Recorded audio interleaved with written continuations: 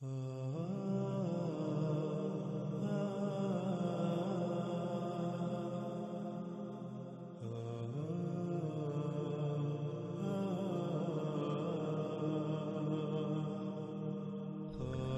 گزشتہ ایک ساتھ میں قرآن سے مختلف پہلو سے واضح کیا جا چکا کہ ذوالقرنین سلیمان علیہ السلام تھے اور دنیا کی کوئی طاقت حق کا رد نہیں کر سکتی، لیکن اس کے باوجود ایک اور پہلو سے حق آپ پر کھول کر واضح کر دیتے ہیں۔ اللہ سبحانہ و تعالیٰ کا قرآن میں کہنا ہے کہ سلیمان کے لیے پگھلے ہوئے تانبے کا چشمہ بہایا گیا۔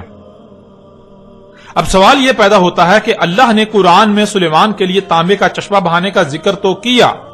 لیکن کیا اللہ سبحانہ و تعالیٰ قرآن میں اس سوال کا جواب دیتا ہے کہ سلیمان کے لیے پگھلے ہوئے تانبے کا چشمہ کیوں بہایا گیا؟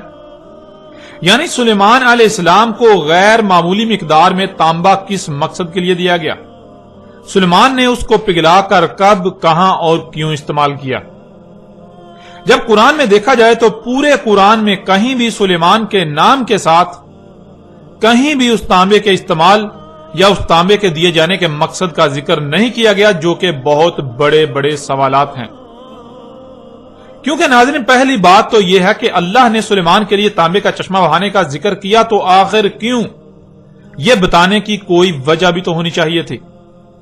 تانبے کا چشمہ کیوں بہایا گیا سلیمان کے لیے؟ آخر سلیمان کو اس کی ضرورت کب، کہاں اور کیوں پیش آئی؟ اتنی بڑی مقدار میں تانبے کا استعمال کہاں کیا گیا؟ آپ پورے کا پورا قرآن چھان لیں، آپ کو کہیں بھی سلیمان کا نام استعمال کرتے ہوئے سلیمان کی طرف سے تانبے کے استعمال کا ذکر نہیں ملے گا۔ اور اگر یہ بات مان لی جائے کہ قرآن ان سوالات کے جوابات دینے سے قاصر ہے، خاموش ہے، تو قرآن اپنے ہی دعوے میں غلط ثابت ہو جاتا ہے کہ قرآن میں ہر سوال کا جواب موجود ہے۔ قرآن ہر بات کو بیان کرتا ہے، اور نہ صرف بیان کرتا ہے بلکہ ہر پہلو سے سامنے رکھتا ہے، اور وہ بھی مسئلوں سے۔ اس لیے اگر قرآن ان سوالات کے جوابات نہیں دیتا تو اس کا مطلب بالکل واضح ہو جاتا ہے کہ قرآن اپنے ہی دعوے میں جھوٹا ہے، جو کہ بالکل ناممکن ہے۔ قرآن اپنے دعوے میں جھوٹا ہو ہی نہیں سکتا،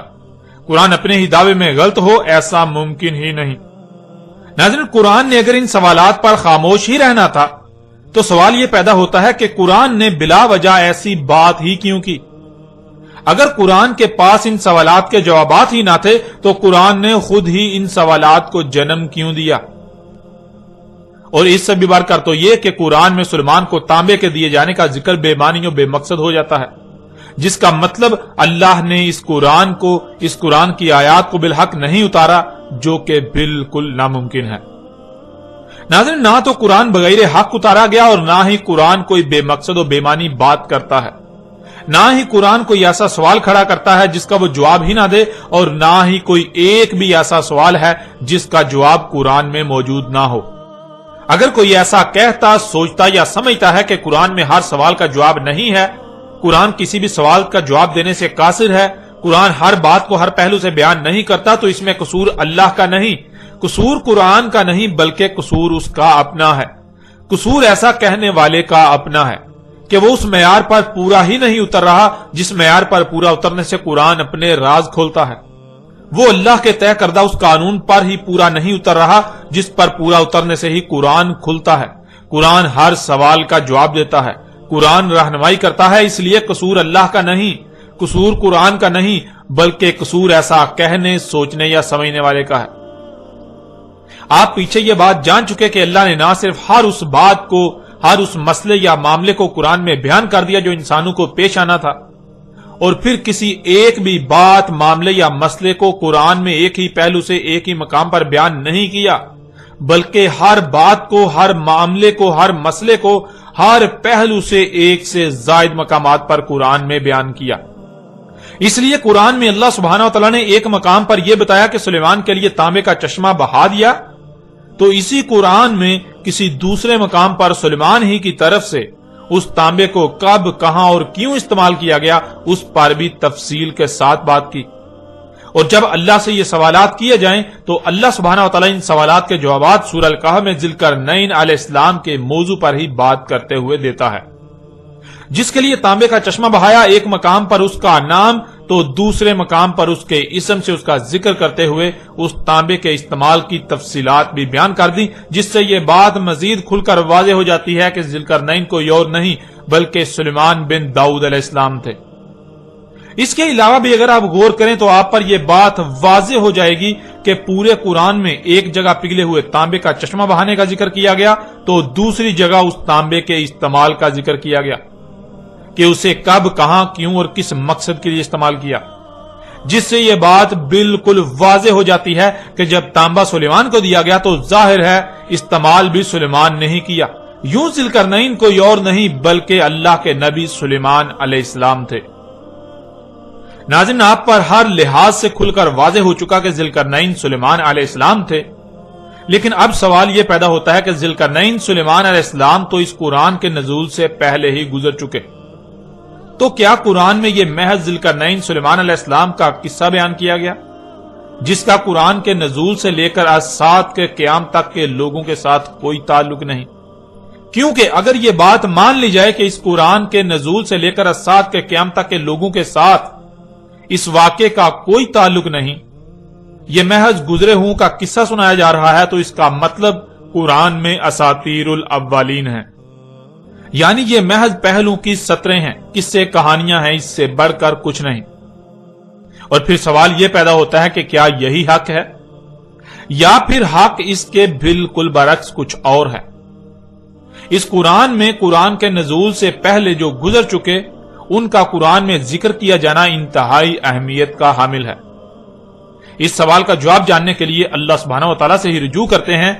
کہ آیا اللہ سبحانہ و تعالیٰ نے اس قرآن میں ذوالقرنین کا واقعہ کیوں بیان کیا؟ آخر قرآن میں اس واقعے کا ذکر کرنے کا مقصد کیا تھا؟ آخر قرآن میں ان لوگوں کا ذکر کیوں کیا گیا، ان کے واقعات کیوں بیان کیے گئے جو اس قرآن کے نزول سے پہلے ہی گزر چکے تھے؟ تو ناظرین، اس سوال کا جواب اللہ سبحانہ و تعالیٰ قرآن میں یوں دیتا ہے۔ سورہ زمر کی آیت نمبر 23 میں اللہ سبحانہ و تعالیٰ کا کہنا ہے، اللہ نزل احسن الحدیث، اللہ نے اتاری احسن الحدیث، یعنی اللہ نے جو اتارا ہے وہ نزول سے لے کر سات کے قیام تک کی ایسی بہترین تاریخ ہے جس سے بہتر کوئی تاریخ ہو ہی نہیں سکتی۔ حدیث کہتے ہیں تاریخ کو، اور حدیث کی سے کے نیچے زیر کا استعمال اسے مستقبل کا صیغہ بنا دیتا ہے، جس سے الحدیثی کے معنی بنتے ہیں یہ قرآن اپنے نزول سے لے کر سات کے قیام تک کی تاریخ ہے، یعنی اس قرآن میں جو کچھ بھی بیان کیا گیا وہ قرآن کے نزول سے لے کر سات کے قیام تک جو کچھ بھی ہونا تھا وہ سب کا سب بیان کیا گیا۔ لیکن ناظرین، جب قرآن میں دیکھا جائے تو اس قرآن میں مستقبل کی بجائے زیادہ تر بات ماضی کی گئی، یعنی وہ جو اس قرآن کے نزول سے پہلے گزر چکے ان کا ذکر کیا گیا، جس سے یہ بات غلط ثابت ہو جاتی ہے کہ قرآن احسن الحدیث ہی ہے، یعنی یہ قرآن اپنے نزول سے لے کر سات کے قیام تک کی احسن تاریخ ہے۔ لیکن ناظرین، جب قرآن میں دیکھا جائے تو اس قرآن میں مستقبل کی بجائے زیادہ تر بات ماضی کی گئی، یعنی وہ جو اس قرآن کے نزول سے پہلے ہی گزر چکے ان کا ذکر کیا گیا، ان کے واقعات سنائے گئے، ان کے واقعات قرآن میں درج ہیں، جس سے یہ بات غلط ثابت ہو جاتی ہے کہ قرآن احسن الحدیث ہی ہے، یعنی یہ قرآن اپنے نزول سے لے کر سات کے قیام تک کی احسن تاریخ ہے، ایسی بہترین تاریخ جس سے بہتر کوئی تاریخ ہو ہی نہیں سکتی۔ قرآن کا یہ دعویٰ اس لیے غلط ثابت ہو جاتا ہے کیونکہ قرآن خود کو نزول سے لے کر سات کے قیام تک کی تاریخ بتا رہا ہے، لیکن جب قرآن میں دیکھا جائے تو اس میں تاریخ تو اس کے نزول سے پہلے گزر جانے والوں کی بیان کی گئی، جیسے کہ قوم نوح، قوم عاد، قوم سمود، قوم لوط، قوم شعیب اور آل فرعون وغیرہ کا ذکر، امت بنی اسرائیل وغیرہ کا ذکر اور ان رسولوں کا ذکر جو ماضی کا قصہ بن چکے۔ یعنی جب قرآن میں دیکھا جائے تو قرآن میں گزشتہ لوگوں کی تاریخ ملتی ہے جو ماضی کا قصہ بن چکے، لیکن اس کے بالکل برعکس قرآن کا یہ دعویٰ ہے کہ یہ قرآن کے نزول سے لے کر سات کے قیام تک کی تاریخ ہے۔ اب ناظرین، جب قرآن خود یہ دعویٰ کر رہا ہے کہ قرآن اپنے نزول سے لے کر سات کے قیام تک کی تاریخ ہے تو پھر قرآن غلط ہو ہی نہیں سکتا، بلکہ غلط تو وہ ہے جو ایسا سمجھ رہا ہے کہ قرآن میں مستقبل کی بجائے ماضی کی تاریخ بیان کی گئی،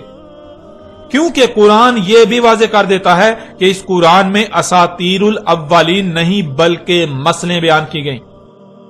اس قرآن میں جو کچھ بھی بیان کیا گیا، اس قرآن میں نزول سے لے کر الساعۃ کے قیام تک کی جو تاریخ بیان کی گئی وہ مسئلوں سے بیان کی گئی۔ وہ جو سلف ہو چکے ان کا ذکر نہیں کیا گیا، بلکہ ذکر تو قرآن کے نزول سے لے کر الساعۃ کے قیام تک جو کچھ بھی ہونا تھا اس کا کیا گیا، لیکن مسئلوں سے، جس کا ذکر اللہ سبحانہ و تعالی نے قرآن میں مختلف مقامات پر بھی کر دیا، جیسا کہ آپ ان آیات میں دیکھ سکتے ہیں۔ اس وقت سکرین پر آپ کو سورہ زخرف کی آیت نمبر 56 نظر آ رہی ہے، جس میں اللہ سبحانہ و تعالی کا کہنا ہے فَجَعَلْنَاهُمْ سَلَفًا وَمَثَلًا لِلْآخِرِينَ، پس کر دیا ہم نے انہیں سلفا، یعنی ایک ایک کو گزرے ہوئے کر دیا۔ جو دنیا میں آئے تھے اب گزرے ہوئے ہو چکے، اور جنہیں ایک ایک کو گزرے ہوئے کر دیا انہیں مثل کر دیا آخرین، یعنی بعد والوں کے لیے۔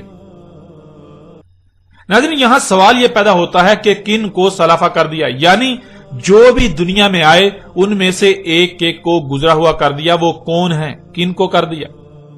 اس آیت کے آخر میں لفظ آخرین آیا ہے جو کہ اولین کی ضد ہے، جس سے یہ بات بالکل واضح ہو جاتی ہے کہ اولین کو سلفا کر دیا گیا۔ اس کے علاوہ بھی اگر آپ سورہ زخرف کی اس آیت سے پچھلی آیات کو دیکھیں تو آپ پر واضح ہو جائے گا کہ پیچھے اولین کا ہی ذکر کیا جا رہا ہے، یعنی اس قرآن کے نزول سے پہلے جو لوگ گزر چکے وہ نہ صرف گزر چکے بلکہ اللہ نے ان کو مثل کر دیا، کن کے لیے؟ اس قرآن کے نزول سے لے کر الساعۃ کے قیام تک آنے والوں کے لیے۔ اس آیت میں اللہ سبحانہ و تعالی نے یہ بات بالکل کھول کر اور دو ٹوک الفاظ میں واضح کر دی کہ اس قرآن کے نزول سے پہلے جو بھی دنیا میں آیا، خواہ وہ کوئی رسول تھا، امت تھی یا قوم، ایک ایک کو گزرے ہوئے کر دیا۔ اس قرآن کے نزول سے پہلے جو بھی دنیا میں آئے، جو اولین تھے ان کو گزرے ہوئے کر دیا، اور نہ صرف گزرے ہوئے کر دیا بلکہ انہیں مثل کر دیا آخرین، یعنی بعد والوں کے لیے، اس قرآن کے نزول سے لے کر الساعۃ کے قیام تک آنے والوں کے لیے۔ ناظرین، یہ وہ وجہ ہے جس وجہ سے اللہ سبحانہ و تعالی نے قرآن میں کئی مقامات پر یہ بات بار بار واضح کی اور ہر پہلو سے واضح کی کہ اس قرآن میں ہر شے کو مسئلوں سے بیان کر دیا گیا۔ اس قرآن میں مسئلیں بیان کی گئیں، نہ کہ اساطیر الاولین، جیسا کہ آپ سکرین پر نظر آنے والی آیات میں دیکھ سکتے ہیں۔ سورہ الاسراء کی آیت نمبر 99 میں اللہ سبحانہ وتعالی کا کہنا ہے وَلَقَدْ صَرَفْنَا لِلنَّاسِ فِي هَذَا الْقُرْآنِ مِنْ كُلِّ مَثَلٍ فَأَبَىٰ أَكْثَرُ النَّاسِ إِلَّا كُفُورًا، اور تحقیق کے، یعنی تم اپنی طرف سے پوری تحقیق کر لو، اپنے گھوڑے دوڑا لو، جو کہا جا رہا ہے وہی تمہارے سامنے آئے گا، وہی حق ہے۔ ہم نے ہر پہلو سے، ہر لحاظ سے پھیر پھیر کر سامنے لے آئے، بیان کر دیا انسانوں کے لیے اس قرآن میں تمام کی تمام مسئلوں سے۔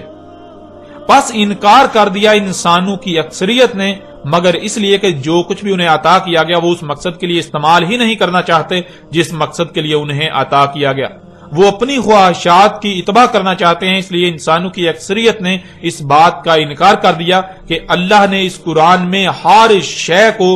مسئلوں سے بیان کر دیا۔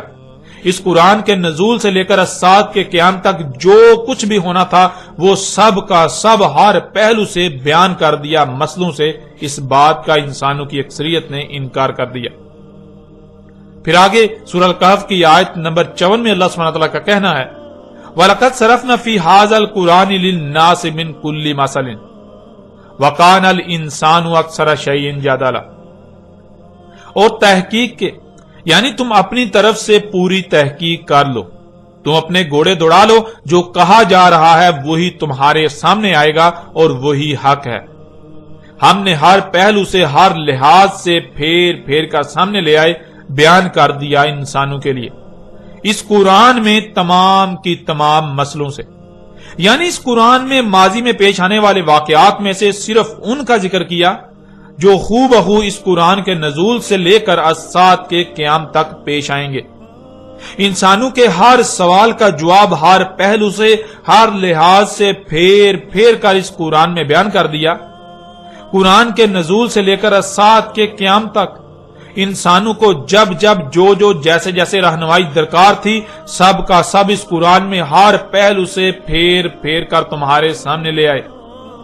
اور تھا انسان اکثریت معاملات میں جھگڑا کرنے والا، سو جھگڑا ہی کیا. یعنی قرآن کی بات تسلیم کرنے کی بجائے اپنی خواہشات و اپنے خود ساختہ الہوں کی باتوں کو قرآن پر ترجیح دی. جب بھی قرآن نے کسی معاملے میں رہنمائی کی تو اپنی بےہودہ دلیلوں کو قرآن پر پیش کیا اور قرآن کے مد مقابل اور اشیاء کو لا کھڑا کیا، وہ بات تسلیم نہ کی جو قرآن نے کی. ناظرین، ان آیات میں اللہ سبحانہ تعالیٰ نے یہ بات واضح کر دی کہ قرآن کے نزول سے لے کر اجساد کے قیام تک انسانوں کو جو معاملات بھی پیش آنے تھے ان کے ہر سوال کا جواب اسی قرآن میں بیان کر دیا. نہ صرف بیان کر دیا بلکہ پھیر پھیر کر ہر پہلو سے مسئلوں کے ساتھ بیان کر دیا. یعنی اس قرآن میں اس قرآن کے نزول سے لے کر اجساد کے قیام تک جو کچھ بھی ہونا تھا یا ہونا ہے اس سب کی تاریخ پہلے ہی لکھ دی اور مسئلوں سے لکھی گئی. مطلب یہ کہ آپ اس قرآن میں دیکھتے ہیں بار بار جگہ جگہ وہ لوگ جو گزر چکے ان کا ذکر آتا ہے، بہت سے واقعات کا ذکر آتا ہے جو ماضی میں ہو چکے، جس سے بظاہر ایسا لگتا ہے کہ قرآن گزرے ہوں کی کہانیاں سنا رہا ہے. قرآن ان لوگوں کے قصے سنا رہا ہے جو اس قرآن کے نزول سے پہلے ہی دنیا سے جا چکے، گزر چکے.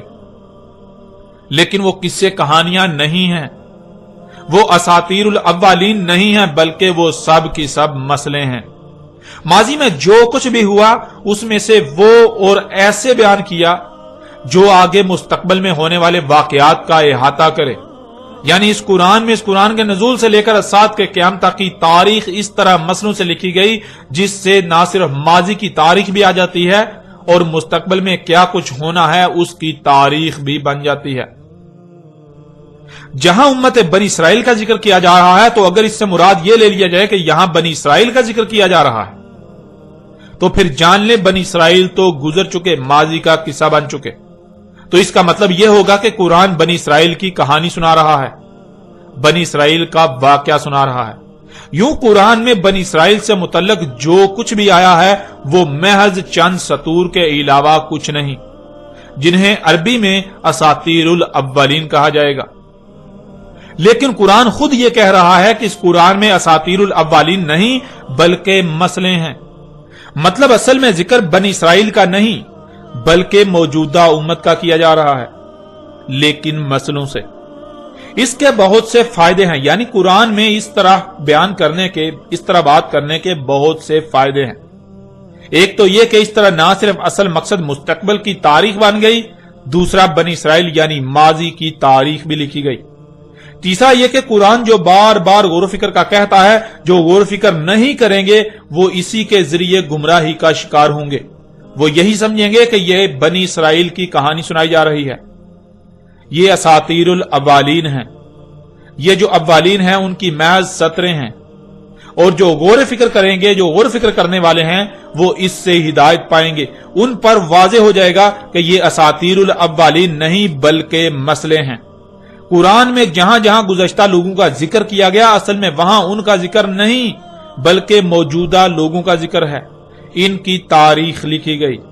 اس قرآن میں اس قرآن کے نزول سے لے کر اجساد کے قیام تک جو کچھ بھی ہونا تھا اس سب کے سب کی تاریخ لکھ دی گئی مسئلوں سے. ناظرین، اللہ سبحانہ تعالیٰ نے اس قرآن میں حق اس قدر کھول کھول کر واضح کر دیا، لیکن افسوس کہ حق اس قدر واضح ہو جانے کے باوجود بھی آج تک خود کو مسلمان کہلوانے والے، خود کو اس قرآن کے اہل کہلوانے والے یہی کہتے سمجھتے لکھتے اور سناتے آئے کہ اس قرآن میں اساطیر الاولین ہیں. یعنی اس قرآن میں اس کے نزول سے پہلے کے لوگوں کے بارے میں جو کچھ بھی لکھا ہوا ہے وہ سب کے سب ان کے قصے و کہانیاں سنائی جا رہی ہیں،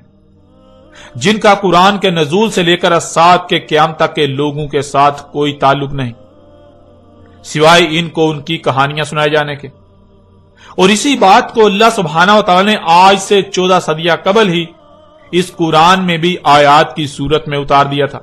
یعنی یہ جو انسانوں نے کیا، یہ خود کو مسلمانوں والوں نے جو کیا، اس کی تاریخ بھی اللہ سبحانہ و تعالی نے آج سے 14 صدیاں قبل ہی اسی قرآن میں اتار دی تھی، جیسا کہ آپ سکرین پر آیات کو دیکھ رہے ہیں. سورہ القلم کی آیت نمبر 15 اور المطففین کی آیت نمبر 13 میں اللہ سبحانہ تعالیٰ کا کہنا ہے اذا تتلی علیہ آیاتنا قال اساطیر الاولین. جب تلاوت کی جاتی ہیں اس پر ہماری آیات، یعنی جب انسان پر اللہ کے بھیجے ہوئے اللہ کے رسول کی طرف سے اللہ کی آیات تلاوت کی جاتی ہیں، اللہ کی آیات کو بیان کیا جاتا ہے، کھول کھول کر ترتیب کے ساتھ واضح کیا جاتا ہے، تو آگے سے انسان کا جواب یہ ہوتا ہے، انسان کہتا ہے اساطیر الاولین، یہ اساطیر الاولین ہے، یعنی یہ جو کچھ بھی قرآن میں گزشتہ لوگوں کے بارے میں آیا ہے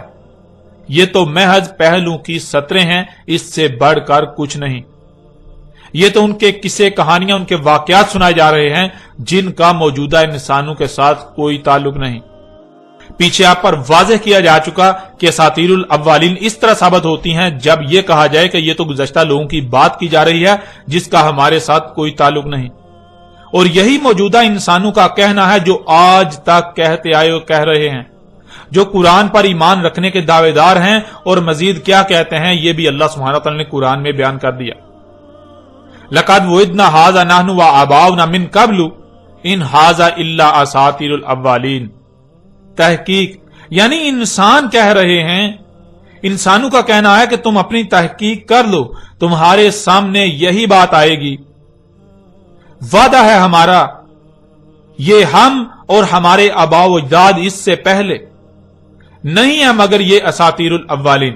یعنی یہ ہمارا وعدہ ہے، تم اپنی تحقیق کر لو، تمہارے سامنے یہی آئے گا۔ ہم یعنی موجودہ وہ لوگ جو قرآن کی ترجمانی کے دعوے دار ہیں، جو علماء و مفسر ہیں، اور جو ہمارے آباء و اجداد یعنی جو ہم سے پہلے گزر چکے، جنہوں نے قرآن کی تفاسیر لکھی، تمہیں اس کے سوا اور کوئی بات نہیں ملے گی کہ یہ جو کچھ بھی ہے یہ محض ان کی سطریں یعنی محض قصے و کہانیاں ہیں جو قرآن کے نزول سے پہلے گزر چکے، یہ مسئلے نہیں ہیں، یہ اساطیر الاولین ہیں۔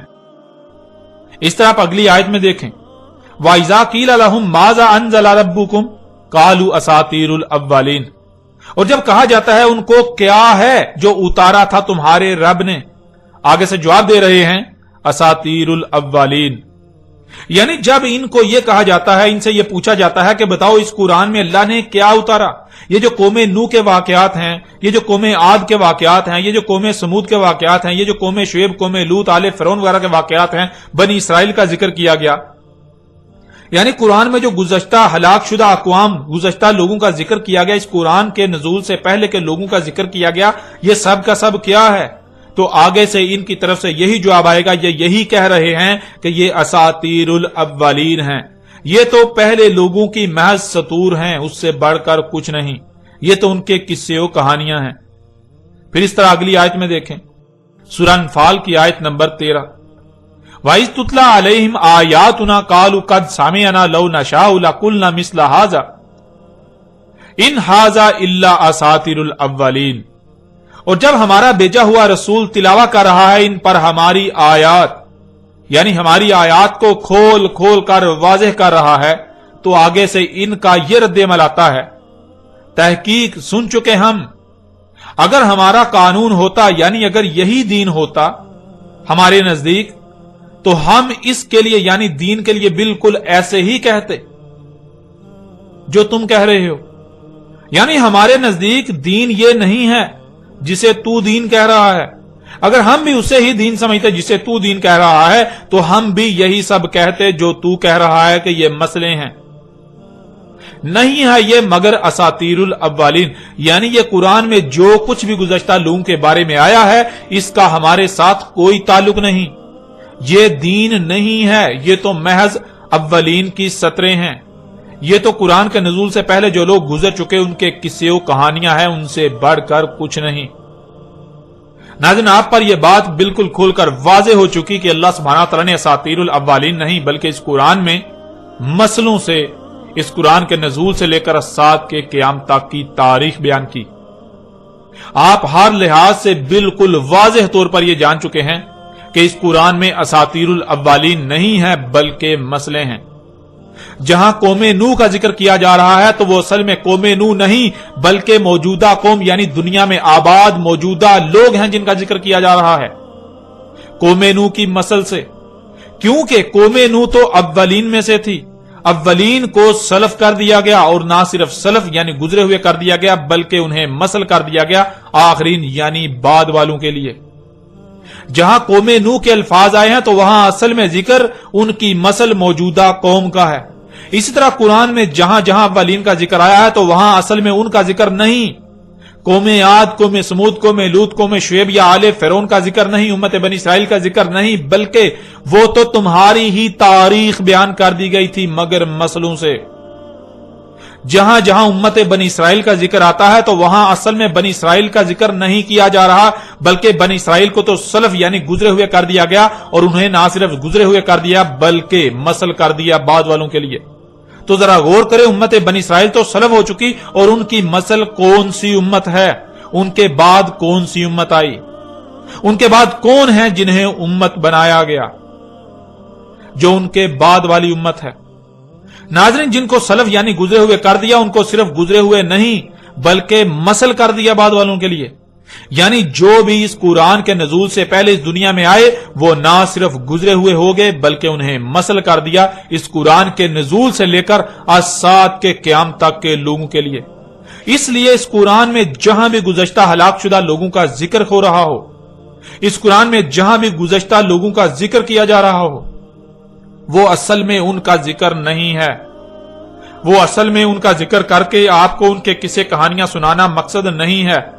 بلکہ وہ تو اس قرآن کے نزول سے لے کر سات کے قیام تک کی تاریخ بیان کی جا رہی ہے مگر مسلوں سے۔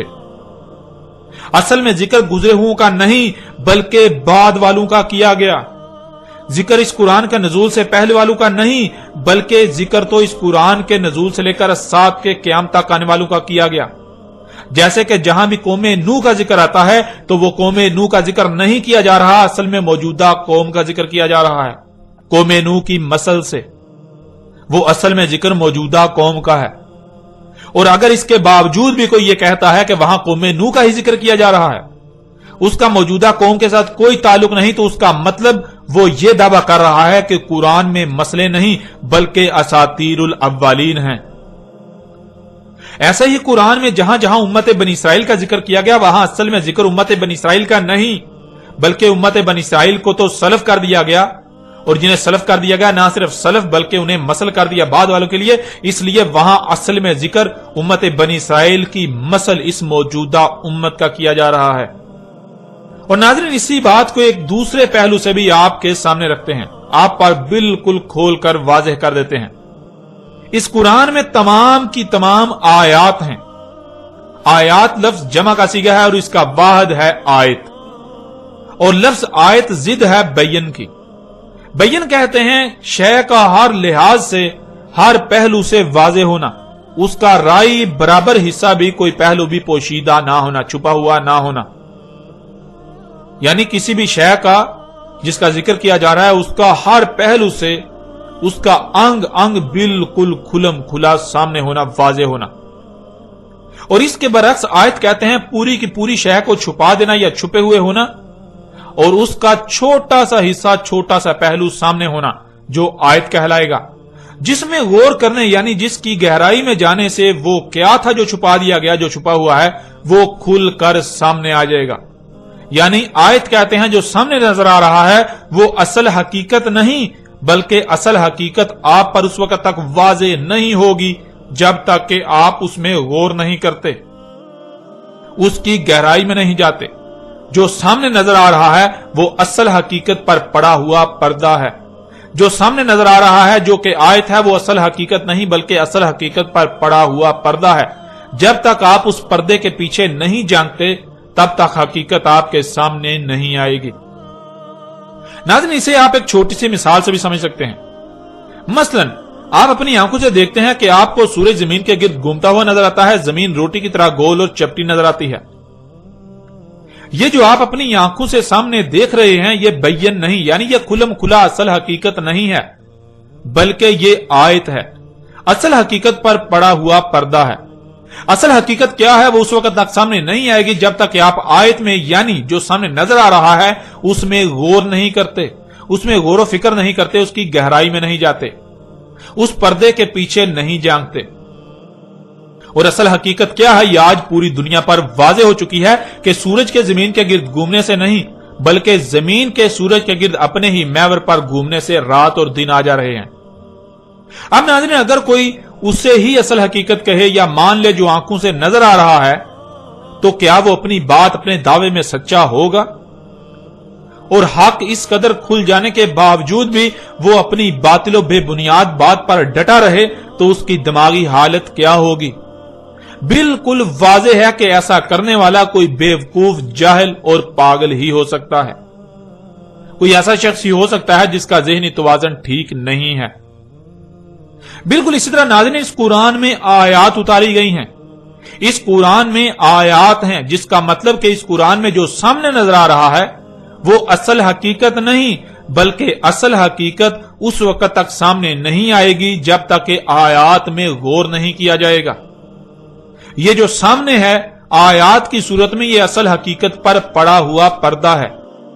جب تک اس پردے کے پیچھے نہیں جھانکا جائے گا اصل حقیقت تب تک سامنے نہیں آ سکتی۔ اور اگر کوئی آیات کو ہی بینات یعنی اصل حقیقت سمجھے یا کہے تو وہ کوئی پاگل، بیوقوف اور جاہل تو ہو سکتا ہے، عقل مند اور اہل حق نہیں ہو سکتا۔ وہ اپنی بات اپنے دعوے میں باطل و بے بنیاد اور جھوٹا تو ہو سکتا ہے مگر سچا ہرگز نہیں۔ اس لیے ناظرین، جہاں بھی قرآن میں گزشتہ لوگوں کا ذکر کیا گیا وہ اصل حقیقت نہیں ہے بلکہ اصل حقیقت اس وقت تک سامنے نہیں آئے گی جب تک کہ آپ انہیں آیات تسلیم کرتے ہوئے ان میں غور نہ کر لیں، اسے پردہ تسلیم کرتے ہوئے اس پردے کے پیچھے نہ جھانک لیں۔ اس قرآن میں جہاں قوم نوح کا ذکر ہے تو قوم نوح آیت ہے، جب اس میں غور کیا جائے، اسے بیان کیا جائے تو قوم نوح کی بجائے اصل میں ذکر وہاں اس موجودہ قوم کا کیا جا رہا ہے۔ اسی طرح جہاں امت بنی اسرائیل کا ذکر کیا جا رہا ہے تو وہ اصل میں امت بنی اسرائیل کا ذکر نہیں بلکہ بنی اسرائیل تو آیت ہے۔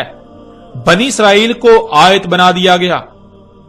بنی اسرائیل آیت ہے، جب اسے بیان کیا جائے گا تو اصل حقیقت سامنے آئے گی موجودہ امت کی صورت میں۔ اب جبکہ ناظرین یہ حقیقت آپ پر واضح ہو چکی تو اب آپ یہ بھی جان لیں، جو کہ اب تک خود ہی واضح ہو جانا چاہیے تھا،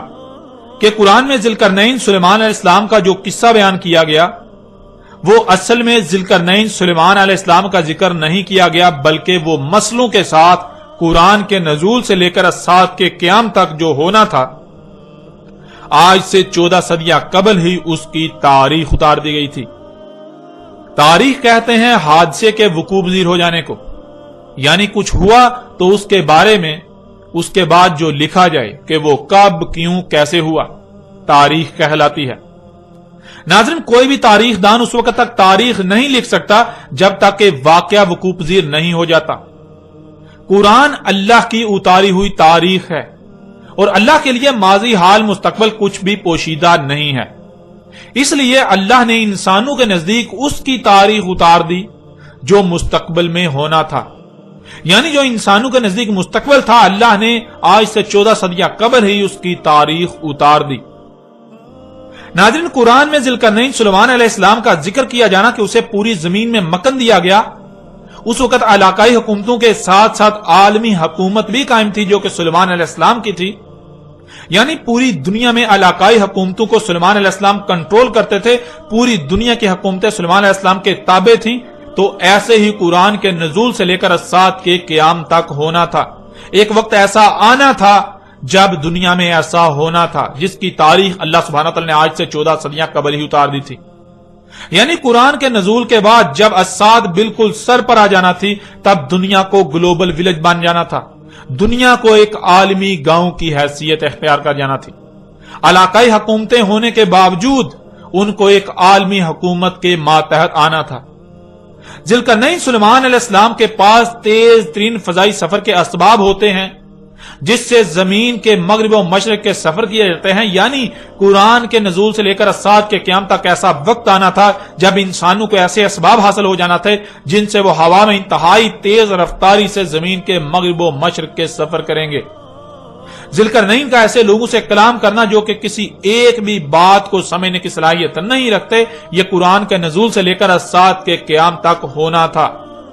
کہ انسانوں کے ایسے اسباب حاصل ہو جانا تھے جن سے آپس میں ایسی ایسی قوموں سے کلام کرنا تھا کہ جن کا ایک لفظ بھی سمجھنے کی صلاحیت نہ رکھتے ہوں۔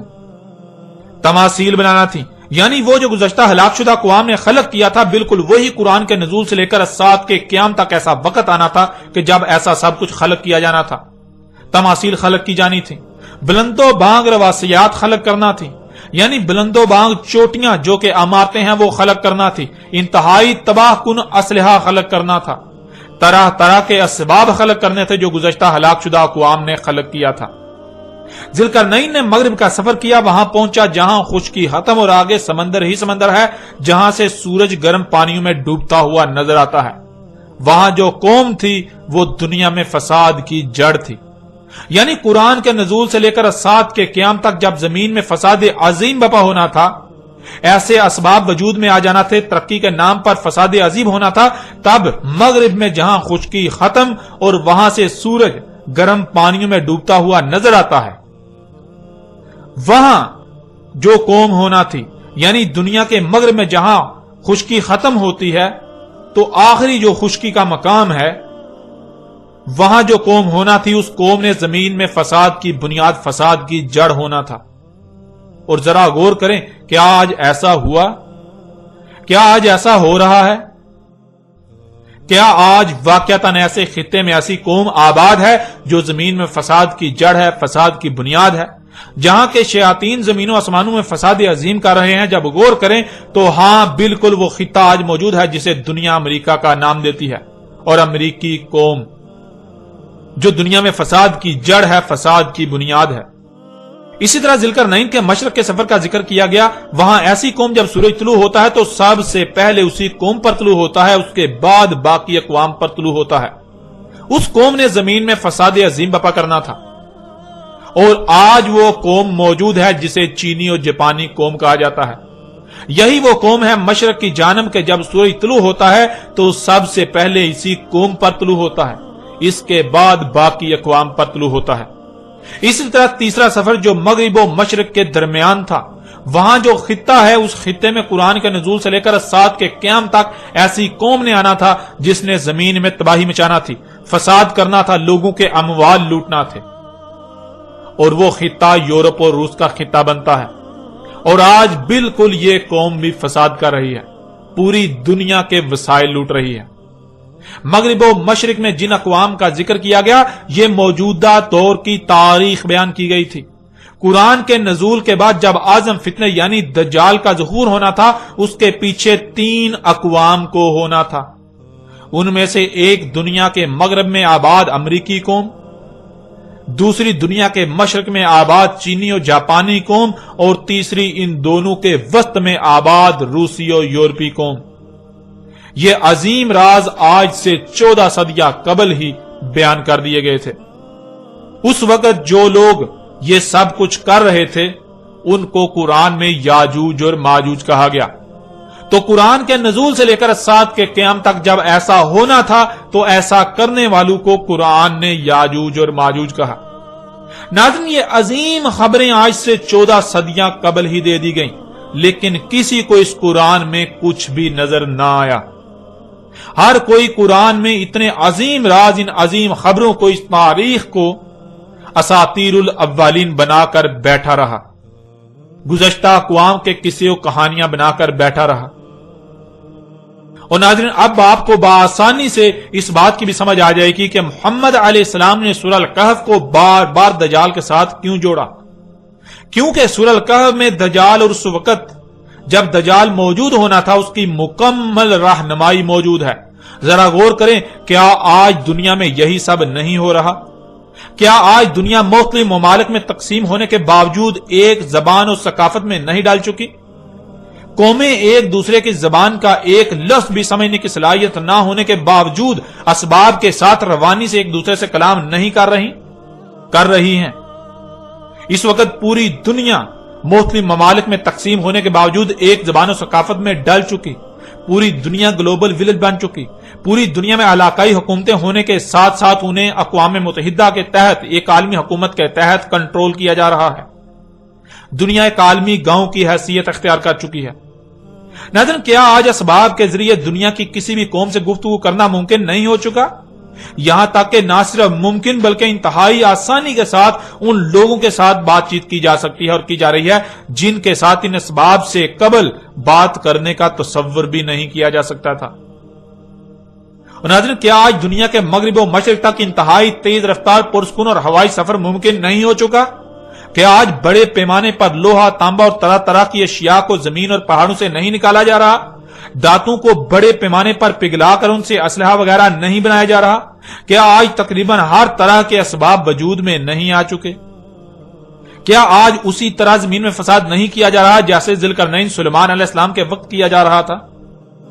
کیا جیسے اس وقت ہر کوئی دجال کے فتنے کا شکار تھا سوائے اس کے جس کی خالص اللہ نے اپنی طرف سے رہنمائی کی، اور اکثریت دجال کے فتنے کا شکار ہو کر اسے ترقی و خوشحالی کا نام دے رہی تھی، انسانیت کی خدمت قرار دے رہی تھی؟ آج بھی یہ سب وہی نہیں ہو رہا؟ آج بھی یہ وہی سب نہیں ہو رہا؟ آج بھی پوری دنیا کے انسان اس دجال کے فتنے کا شکار نہیں ہو چکے؟ آج بھی فساد کو ترقی اور انسانیت کی خدمت کا نام نہیں دیا جا رہا؟ جیسے اس وقت جنیاتی تبدیل شدہ بیجوں سے اگائی جانے والی فصلوں کے استعمال سے دن بدن بیماریاں بڑھتی جا رہی تھیں اور بچے مفلوج پیدا ہو رہے تھے، کیا آج بھی ویسا ہی نہیں ہو رہا؟ آج بھی بیماریاں دن بدن بڑھتی نہیں چلی جا رہی اور بچے مفلوج پیدا نہیں ہو رہے؟ ذوالقرنین نے دو قوموں کے درمیان سد بنا کر ایک دوسرے کی طرف جانے پر روک لگا دی، یعنی مضبوط بارڈر تعمیر کر دیا، اور یہ اللہ سبحانہ تعالیٰ نے آج کی تاریخ اتاری تھی۔ آج کی تاریخ، آج جو ہو رہا ہے، جو ہو چکا، اس کی تاریخ اتاری تھی۔ ذرا غور کریں کہ آج پوری دنیا میں بارڈر تعمیر کر کے قوموں کا ایک دوسرے کی طرف سفر اس قدر ناممکن نہیں کر دیا گیا؟ کیا قوموں کے درمیان دیواریں تعمیر نہیں کر دی گئیں، رکاوٹیں نہیں کھڑی کر دی گئیں؟ آج پوری دنیا میں قوموں کے درمیان دیواریں تعمیر کر دی گئیں، یعنی بارڈر کھڑے کر دیے گئے کہ کوئی قوم ادھر سے ادھر نہ آ سکے اور ادھر سے ادھر نہ جا سکے۔ یہ اللہ سبحانہ تعالیٰ نے آج سے 14 صدیاں قبل ہی آج کی تاریخ اتاری تھی۔ اللہ سبحانہ تعالیٰ نے قرآن میں مسئلوں سے آج سے 14 صدیاں قبل ہی آج کی تاریخ بیان کر دی تھی، جسے آج تک قصے و کہانیاں بنا دیا گیا۔ اب ذرا غور کریں، قرآن میں سورہ الکہف کی ان آیات کو اتارنے کا مقصد کیا تھا؟ کیا یہ ذوالقرنین اور ان قوموں کی کہانی سنائی جا رہی ہے؟ یعنی قرآن میں اساطیر الاولین ہیں، یا پھر قرآن کے نزول سے لے کر آج سات کے قیام تک جو کچھ بھی ہونا تھا اس کی مسئلوں سے تاریخ بیان کر دی گئی؟ اور آپ یہ بات بارہا جان چکے ہیں کہ قرآن میں اساطیر الاولین نہیں بلکہ مسئلے بیان کی گئیں۔ قرآن میں آیات ہیں، بینات نہیں ہیں۔ یعنی سورہ الکہف کی آیات میں جو سامنے نظر آ رہا ہے وہ اصل حقیقت نہیں بلکہ اصل حقیقت تو اس کے پردے میں چھپا دی گئی، ان آیات کے پردے میں چھپا دی گئی۔ اصل میں ذوالقرنین علیہ السلام اور ان قوموں کا ذکر کرنا مقصود نہیں تھا، بلکہ اصل میں تو ذوالقرنین اور ان قوموں کے پردے میں دنیا میں آباد موجودہ قوموں کا ذکر کیا گیا، ان کی تاریخ اتاری گئی تھی۔ ذوالقرنین اور وہ قومیں تو سلف ہو چکی، اور جنہیں سلف کر دیا گیا انہیں نہ صرف سلف بلکہ مسل کر دیا گیا بعد والوں کے لیے۔ تو یہاں سلف کے پردے میں اصل ذکر مسل کا ہو رہا ہے جو کہ موجودہ اقوام ہیں۔ ناظرین، اللہ سبحانہ و تعالی نے آج سے 14 صدیاں قبل ہی ان آیات کی صورت میں عظیم خبریں دے دی تھیں، آج کی مکمل تاریخ اتار دی تھی، لیکن خود کو اللہ کے نمائندے کہلوانے والوں نے، خود کو قرآن کے ترجمان کہلوانے والوں نے، خود کو علماء و مفسرین کہلوانے والوں نے کیا کیا، یہ حقیقت آپ کے سامنے ہے۔ ان لوگوں نے مسلوں کو اساطیر الاولین بنا دیا۔ ان لوگوں نے قرآن میں جو کچھ بھی یہ ذکر آیا، گزشتہ اقوام کا ذکر آیا، ان لوگوں نے ان کو مسلوں کے بجائے اساطیر الاولین بنا دیا۔ انہوں نے ان کو ان قوموں کے قصے و کہانیاں بنا دیا، اور پھر ان قصے و کہانیوں کو اتنا پھیلایا گیا کہ کوئی تصور بھی نہ کر سکے، کسی کے تصور میں بھی نہ آئے کہ قرآن میں اساطیر الاولین نہیں بلکہ مسئلے ہیں۔ آپ ان کی تفاسیر اٹھا کر دیکھیں، آپ ان کے تراجم اٹھا کر دیکھیں، آپ کسی بھی ملا سے پوچھ لیں، کسی مفسر سے پوچھ لیں، آپ کسی سے بھی سوال کر لیں کہ قرآن میں یہ جو گزشتہ اقوام کا ذکر کیا گیا یہ کیا ہے، تو آپ کے اوپر بالکل واضح ہو جائے گا کہ ان لوگوں نے یہ قرآن میں اساطیر الاولین بنا دی۔ ان لوگوں نے قرآن میں ان سب کے سب کو ان لوگوں کے قصے و کہانیاں بنا دیا گیا اور ہر طرف پھیلا دیا جو کہ آج زبان زد عام ہے۔ کسی کو بھی علم نہیں کہ اللہ سبحانہ و تعالیٰ نے تو اس قرآن کے نزول سے لے کر الساعۃ کے قیام تک کی تاریخ اتاری تھی۔ ناظرین، ذوالقرنین علیہ السلام کے اوپر ہر لحاظ سے کھول کھول کر واضح بات ہو چکی۔ اب بڑھتے ہیں اور آگے، اور آئندہ ایک ساتھ میں بات کریں گے یاجوج اور ماجوج کے موضوع پر۔